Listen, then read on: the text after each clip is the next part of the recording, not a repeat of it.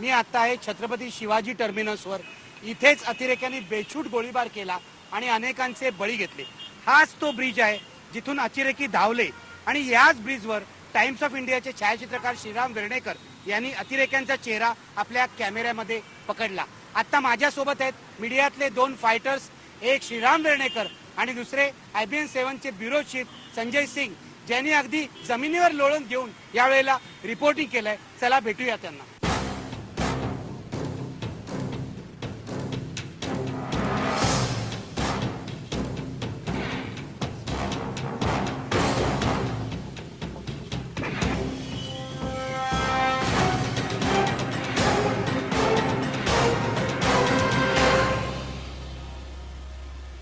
तुम्ही पहिले फोटोग्राफर आहात ज्यांनी अतिरेक्याचा चेहरा कॅमेऱ्यामध्ये पकडला याच ब्रिजवर। मला सांगा कसं झालंय? ज्यावेळेला फायरिंगचा आवाज ऐकला त्यावेळेला मी माझ्या ऑफिसमधनं उडी मारून सरळ त्या कॉर्नरला गेलो। विटीचा जो मेन दरवाजा आहे त्या दरवाजाकडे गेलो तर तिकडे बसून ते लोक फायरिंग करत होते। जेवढे प्रवासी होते त्यांच्या फायरिंग करत होते, ओपन फायर करत होते, मध्येच ग्रेनेड टाकत होते। त्यामुळे मी त्यांना मी पळत पळत ह्या बाजूला आलो, जो बस स्टॉप आपण बघताय तिकडे मी लपलो असताना त्यांनी एक ग्रेनेड तिकडे टाकला। त्यावेळेला मी उडी मारून सरळ आमच्या ऑफिसच्या बाजूला आलो आणि ते फायर करत करत ओपन फायर करत करत असं इथपर्यंत आले। ज्या वेळेला ह्या इथे आल्या त्यावेळेला मला अशी कल्पना आली कदाचित हे ब्रिज सोडून असे ह्या बाजूला पळण्याची शक्यता आहे। त्यामुळे मी लगेच उडी मारून ऑफिसमध्ये गेलो, लिफ्ट न घेता जिन्यानी वरती गेलो 3ऱ्या मजल्यावर आणि ती खिडकी दिसते आहे, त्या खिडकीमधनं तिसऱ्या मजल्याची खिडकी, ती खिडकी आहे, तिकडनं मी त्यांना शूट केलं। ज्यावेळेला मी फ्लॅश मारला त्यावेळेला त्यांनी फायरिंग केलं त्या दिशेने। मला सांगा हा अतिरेकी तुम्ही शूट केलं तेव्हा कुठे होता नेमकं दाखवा। ज्या वेळेला मी अतिरेकी शूट केला त्यावेळेला हा अतिरेकी इकडनं असा चालत फायरिंग करत उतरत होता आणि मी त्या खिडकीत होतो, ती जी समोरची खिडकी तो एसी दिसतोय, एसी ती खिडकी दिसते ती तिकडे। आणि तो ज्या वेळेला ह्या स्पॉटला आला ह्या चौकामध्ये त्यावेळेला मी तिकडनं त्याला शॉट त्याचा फोटो काढला मी। कसं त्यावेळेला तुम्हाला काय वाटलं, कसा त्याचा चेहरा दिसला, काय त्याचे कपडे? त्याचा एकदम भयानक चेहरा, म्हणजे एवढा असा भयानक होता आणि एवढं त्यांनी सामान जे घेतलेलं होतं अंगावर आणि ते बहुतेक ग्रेनेडच असणार, कारण का ते काढून ज्या वेळेला स्टेशनवर फेकलं त्याच्यामुळे मला कल्पना आली का कदाचित ग्रेनेड असेल, अॅम्युनेशन त्याच्याकडे भरपूर असणार। आणि हे दोघं जण असे इतके ट्रेन होते का ते पाठ दाखवत नव्हते। इकडनं पण उतरताना तो पाठीमागे बघत होता पाठचा आणि पुढचा पुढे बघत होता।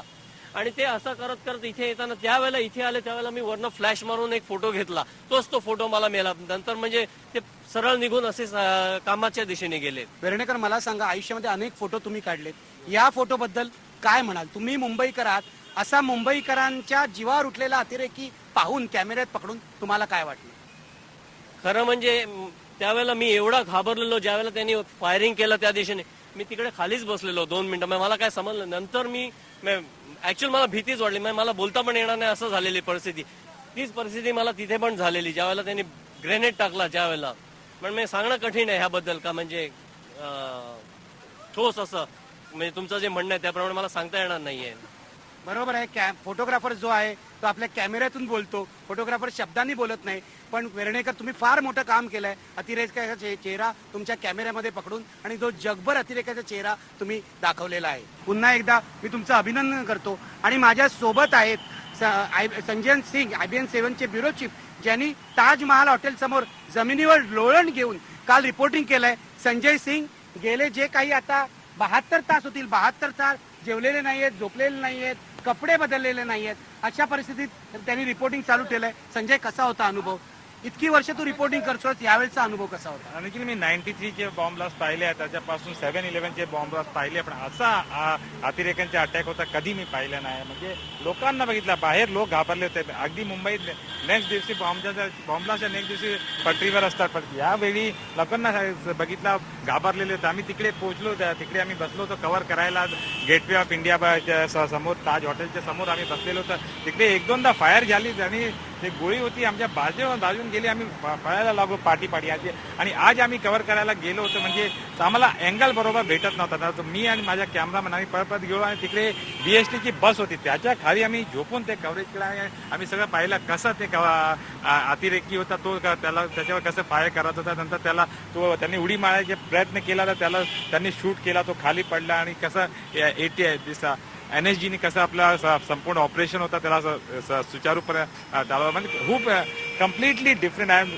कभी मैंने ऐसा देखा नहीं बात. संजय, कधीही तू हे पाहिलं नव्हतंस. मी तुला भीती वाटली का असं विचारणार नाही, कारण अशी भीती पत्रकारांना वाटून उपयोगी नाही. आणि मला माहिती आहे की तू एक डेअरिंगबाज रिपोर्टर आहेस. पण मला सांग, हे सगळं टीव्हीच्या स्क्रीनवर तुझे घरचे लोक पाहत होते, तू जमिनीवर झोपलायस, तिथे गोळीबार होतोय, दूर निघतोय, अतिरेक्यांचं युद्ध चाललेलं आहे, त्यावेळेला घरच्यांची तुझी काय रिएक्शन होती? नाही, घरचे येऊन मला रेग्युलर फोन येत होते, पीछे जॉब आगे मत रहना, सबसे आगे मत, ते सगळं रेग्युलरली सांगत होते. पण आता आमची जॉब अशी आहे की आपल्याला बातमी द्यायची असते आणि खरी बातमी आणि प्रामाणिक बातमी द्यायची असते, तर हे सगळं रिस्क घ्यायला लागतो. मी तुम्हाला सांगतो, मी पहिल्यांदा ज्या दिवशी गुरुवारी रात्री इकडे आलो आणि फिरत फिरत गेलो बीटी रेल्वे स्टेशनमध्ये, इकडून पाठवून घेऊन, आणि 1 तास म्हणजे तिकडे पोलीस अलाव नाही करत होते, तर 1 तास पी डिमेलो रोडून रेल्वे स्टेशनवर गेलो आणि 1 किलोमीटर धावत गेलो ट्रॅक वरती आणि पोहोचलो तिकडे. मी तिकडे जे वेटिंग रूम परिसर काइंड ऑफ थिंग आहे तिकडे, आणि तिकडे पहिला रक्त सांडलेलं तिकडे, आणि सामान खूप होते, चप्पले होते आणि बुलेट्स वगैरे होते. आणि तिकडे मी लाईव्ह करत होतो, काही टिकटॅक बी आम्ही ते ऑन रेकॉर्ड करत होतो, तेव्हा मी पाहिलं, सांगत मी असं बघितलं, माझ्या बाजूला एक बॉम्ब होता आणि अनएक्सप्लेडेड बॉम्ब होता, हँड ग्रेनेड होता. मी सांगितलं हा माझ्या हातात, आता तुम्ही बुलेट बघू शकता आणि हे बघा हा बॉम्ब आहे. आणि त्यांचं मी पाहिलं, this bomb is not exploded. Sanjay, तो बॉम्ब स्क्रीनवर बघताना सुद्धा आम्हाला भीती वाटत होती की संजय हा बॉम्ब दाखवतोय आणि तो बॉम्ब फुटला तर काय होईल. तुला काहीच वाटलं नाही त्यावेळेला? त्यावेळी ना वाटलं. मी अर्धा फूट म्हणजे 6 इंच दूर होतो त्या बॉम्बून. नंतर मी पाहिलं आणि मी सांगत परत उठलो आणि नंतर मी ते आमची जे रिपोर्टिंग होती ती वाइंड अप केलं. नंतर माझ्या डोक्यात अरे बापरे, हा बॉम्ब एक्सप्लोड झाला नव्हता आणि एक्सप्लोड झाला तर काय होणार. नंतर पुढची मी रिपोर्टिंग केली. मी पहिले पोहोचलो तिकडे आणि नंतर बॉम्ब स्क्वॉड आला आणि त्यांनी त्या बॉम्ब आहे त्याला डिस्पोज केला. तर खूप हृदयविदारक दृश्य होता तिकडे. संजय, हे सगळं पाहून, इतकं रक्त आपण पाहिलं, इतकी प्रेतं पाहिली, एवढं सगळं गोळीबार पाहिला, मला सांग, आता हे ऑपरेशन संपत आलंय, आता तुला माणूस म्हणून, आता पत्रकाराचं तुझे कर्तव्य जे तू केलेलं आहे, आता माणूस म्हणून काय वाटते तुला, मुंबईकर म्हणून काय वाटतंय? मुंबईकर म्हणून खूप वाईट वाटतं. मी सुरुवातीला सांगितलं, मी पहिला कधी असा बघितला नव्हता. मुंबई अशी सिटी आहे की कुलाबा असेल किंवा अंधेरी असेल आणि काही पण असेल, very next day city is on track. But यावेळी मी सगळ्या लोकांना पाहिलं, घाबरलेले होते, त्या चेहऱ्यावर बघितलं, काही जस्ट एक रिमर येतो की लोक पळायचे लागत. हे सगळं कधी मी मुंबईत पाहिलं नाही. ज्याचे जन्म मुंबई, ज्याला 35 वर्ष राहिलो आहे मुंबईत, पण अशी मुंबई मी कधी नाही बघितली जे मी मागच्या 2 दिवसात बघितलं. संजय, खूप वर्ष तू या शहरात राहतोयस, मीही राहतोय, आपण सगळे मुंबईकर आहोत. मला सांग, काय चुकलंय या शहराचं, काय या शहराच्या नशिबात असं का वाढवून ठेवलंय? मला वाटतं टेररिस्ट आहे ते हिट करतात. आता जे मेन इम्पॉर्टंट सेंटर असतात ते, आता मुंबई आहे बिझनेस कॅपिटल आहे, बॉलिवूडची कॅपिटल आहे, 2.5 करोड लोक आता इकडे आपण हिट केला म्हणजे कम्प्लिटली इकॉनॉमिक स्लो डाऊन असू शकतो. ते दॅट इज अ रिझन की always Mumbai is on the hit list of terrorist.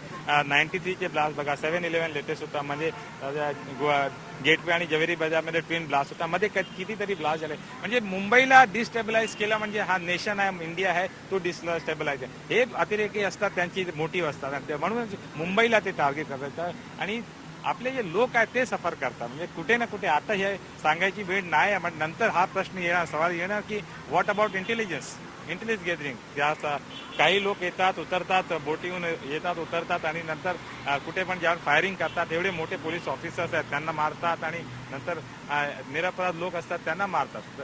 Question येणार की व्हॉट अबाउट इंटेलिजन्स. संजय, तुझे प्रश्न सगळे बरोबर आहेत. पोलिसांचं काय, इंटेलिजन्सचं काय, अतिरेकी कारवाई कशा रोखायच्या, हे सगळे प्रश्न येणार. पण मी तुला सांगतो की तुझ्यासारखे पत्रकार कर्तव्य बजावत राहतील. पत्रकारांबरोबर पोलीस आहेत, फायर ब्रिगेडचे लोक आहेत, आज आम्ही बघितलं फेरीवाले सुद्धा आहेत. हे शहर सगळे चालू ठेवतील आणि आपण हा निर्धार करूया की आपल्याला हे शहर चालू ठेवायचंय.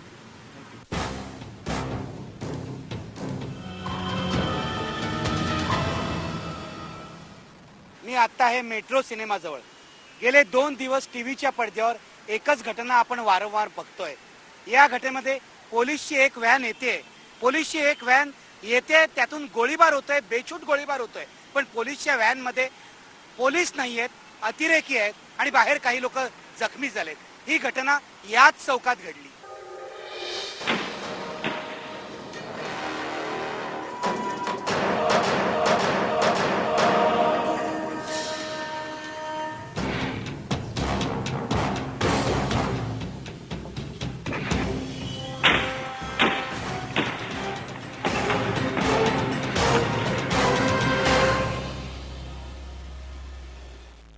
तो स्पॉट आहे. इथेच आमची टीम होती, उदय जाधव आणि अरुण पेडणेकर. अरुण असाच कॅमेरा घेऊन उभा होता आणि आज मला शूट करतोय तसा अतिरेक्यानं शूट होता. अरुण, काय झालं त्या दिवशी? कुठून काय फायरिंग झाली कळायला मार्गच नाही पडला आणि बाकीचे सर्व कॅमेरामॅन व बाकीचे इतर लोक होते रस्त्यावरती उड्या मारून लगेच झोपून गेले सर्व. आणि मला काय करायचं आणि काय सुचलंच नाही. मी तिकडेच उभा होतो वरती आणि त्याच्यानंतर जशी गाडी जवळ आली त्याच्यानंतर मी उडी मारली. उडी मारल्यानंतर खाली बसायला मला जागाच नव्हती. खाली असं बसलो मी तिकडे त्या जागेवरती आणि बसल्यानंतरही मी माझं काम विसरलो नाही, रोलिंग चालूच ठेवलं. आणि नंतर तो ETVचा कॅमेरामॅन जो होता त्याला हाताला गोळी लागली होती. तो एकदम जोरजोरात ओरडत जवळ आला आणि मला गोळी लागली. त्याच्यानंतर ते इन्स्पेक्टर पोटाला गोळी लागून तिकडेच ऑन दी स्पॉट खलास झाले होते. इथेच ते इन्स्पेक्टर खाली पडले. जी सर. मग इकडे पडल्यानंतर त्या इन्स्पेक्टरला वगैरे उचलून गाडीत वगैरे टाकलं आणि त्या मुलाला ETVचा तो अनिल म्हणून कॅमेरामॅन होता त्याला पण गाडीत टाकलं आणि GT हॉस्पिटलमध्ये त्याला घेऊन गेले. उदय, तूही त्या दिवशी इथेच होतास, ही घटना बघत होतास. कधी तुला दिसली ती पोलिसांची गाडी आणि पोलिसांच्या गाडीत अतिरेकी आहेत असं कधी कळलं? आम्ही इकडे त्याच लाईव्ह कव्हरेज करत होतो. आपलं कव्हरेज करत असताना आम्हाला अचानक एक पोलिसांची गाडी बाहेर येताना दिसली. पोलिसांची गाडी होती. या बाजूनी गाडी आली अशी. हा, कामाचा जो गेट आहे त्या गेटमधून पोलिसांची गाडी बाहेर आली. एक पोलीस जीप होती, ती गाडी इकडे आमच्या दिशेने आली. पोलिसांची गाडी होती. पोलिसांकडे आपण विश्वासाने पाहतो, त्यामुळे आम्ही त्यांच्याकडे विश्वासाने पाहत होतो आणि गाफील राहिलो की ती पोलिसांची गाडी बेसावत होतो. सर्व मायावर इतर मीडियाचे प्रतिनिधी होते, आम्ही सर्व इथे उभे होतो आणि अचानक गाडी आमच्या जवळ आली. त्या गाडीची काच होती ती बंद होती, खाली गेली आणि त्यातून एक गन बाहेर आली आणि त्या गाडीतून त्यांनी अतिरेकीने पाहिलं की समोर मीडिया आणि त्यांनी मीडियावरती फायरिंग केली, चोफेर फायरिंग केली.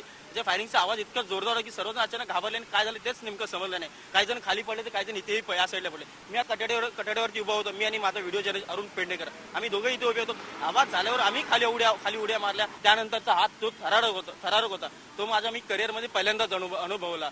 मी आतापर्यंत माझ्या आयुष्यामध्ये असा क्षण पुन्हा कधी पाहिला नाही. या मेट्रो सिनेमामध्ये अनेक मुंबईकरांनी अनेक चित्रपट पाहिले, थरारक सिनेमा पाहिले असेल, पण असा हा लाईव्ह थरारक सिनेमा मी माझ्या आयुष्यामध्ये पहिल्यांदा पाहिला. आणि त्याच्या एक आठवणी म्हणून माझ्याकडे उरल्या आहेत त्या फक्त ह्या बुलेटच्या कव्हर आता माझ्या हातामध्ये त्या उरलेल्या आहेत. उदय, या गोळ्या हा तुझा फार मोठा ठेवा आहे. या गोळ्या तू जपून ठेव. सैनिक जसा सीमेवर तयार होतो तसा पत्रकार अशा गोळ्या झेलतच लोकांसाठी तयार होतो. ही दहशतवादाविरुद्धची आपली पत्रकारांची लढाई आहे. या गोळ्या फक्त उदयने झेललेल्या नाहीत, अशा गोळ्या मुंबईतल्या अनेक निरपराधांनी झेललेल्या आहेत आणि या गोळ्या झेलतच हा लढा चालू राहणार आहे. हे ठाकूर वाघेला यांचे वडील आहेत. आपका बच्चा चला गया, आपके बच्चे को गोली लगी. अच्छा, 2-3 दिन ऐसे गुजारे आपने, क्या बेटे की याद आती है? आते नहीं याद बच्चे का ना. अभी साहब कुछ सुरक्षा भी मिलता ही नहीं. रास्ता पर मेरा घर है, हमारा परिवार में कौन संभालेगा? ये आपका पोता है? हाँ पोता है. छोटे छोटे पोते हैं हाँ, आपके. पोते। पुलिस आई आपके पास पूछने के लिए? नहीं आई. हाँ, पुलिस आया, भाई लोग इधर खड़ा रहा था, बोलता है धमाल हो गया, भाग गए वो लोग. हम लोग किधर भागेगा? अभी उधर थी, हम सब लोग को उधर घर पे घुसाया, बाद में हम अंदर घुस गया और वो 5 पुलिस अंदर बाहर निकल गया. ऐसे बोलने को मांगता है ना कि बाप तुम लोग अंदर घुस जाओ, बाद हमें इधर खड़ा रहा. ऐसे बोला ही नहीं कुछ हम लोग को. बोले ऐसे करके वो लोग भाग गया. क्या क्या हुआ? आपने सारी चीज देखी है. जब वो आतंकवादी आए, गोलियां चलाए, आपने देखी. क्या हुआ बताइए आप. वो लोग डायरेक्ट टाइम्स ऑफ इंडिया के उधर से फायरिंग करते यहाँ से आ रहे थे, सामने से आ रहे थे फायरिंग करते. हम लोग देखा उन लोगों को फायरिंग करते हुए. हम लोग बाहर आए, भाई अंदर खाना खाने बैठा था. हम लोग बाहर आए तो उन्होंने हमारे पे मुझे दिखाओ, यहाँ खाना खाने बैठे थे. यहाँ भाई खाना खाने बैठे थे. हाँ हाँ हाँ हम लोग बाहर आके देख रहे. हाँ हाँ. अच्छा. ऐसे खाना खाए थे, सामने से टीवी देख रहे थे. पीछे का क्या हो रहा है उनको कुछ पता नहीं था. हाँ हाँ हाँ. उन्हें डायरेक्ट ऑन द स्पॉट जगह पे ही खत्म हो गए भाई. हाँ. 6 वर्षाचा मुलगा भी होता. 6 वर्षाचा मुलगाही होता. हा, तो आला रडत घरी, पप्पाला ठार केलं. आम्ही कसे बी हिम्मत करून ते तो मुलगा काय म्हणाला? पप्पाला ठार केलं. ठार केलं डायरेक्ट म्हणाला आम्हाला. हाँ हाँ तो आम्ही हिम्मत करून बाहेर आले. भावाला बघितलं, भाऊ लेटलेला आहे. हाँ हाँ. त्याला उचललं आणि दवाखाने घेऊन गेले.